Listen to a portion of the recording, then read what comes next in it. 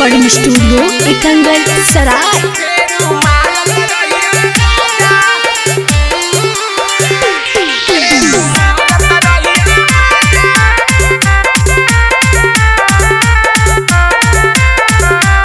Presented by जिसका films. देहू न ऐसे साजा बंद कर हमारल माजा।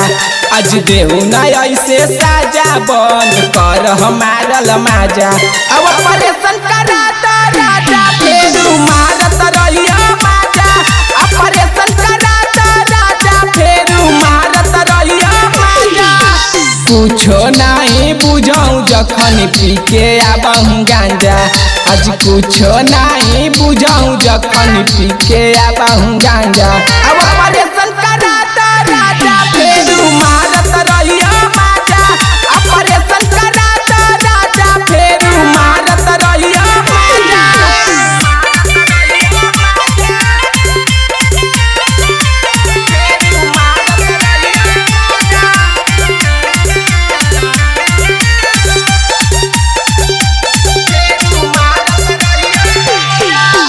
काहे नहीं समझहूँ हमर परेशानी जी। हर बेरा करहूँ अपने माना मानी जी। काहे नहीं समझहूँ हमर परेशानी जी।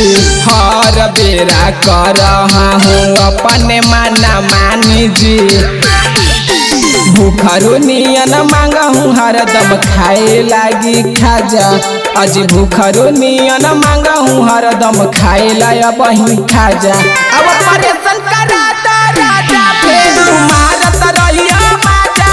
ऑपरेशन करा तो राजा फेरू मारत रहिया माजा।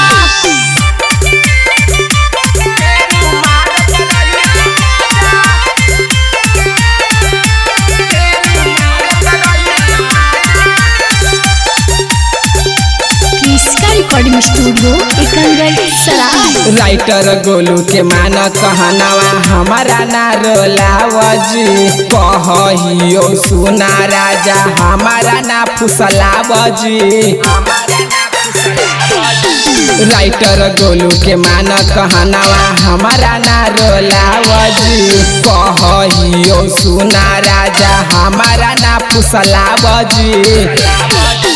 डीजे धनंजय जैसन मारह खुमाजा। आज डीजे धनंजय दीवाना जैसन मारह खुमाजा। अब ऑपरेशन करा तो राजा फेरू मारत रहिया माजा। ऑपरेशन करा तो राजा फेरू मारत रहिया माजा। रिकॉर्डिंग स्टूडियो एकंगर सराय।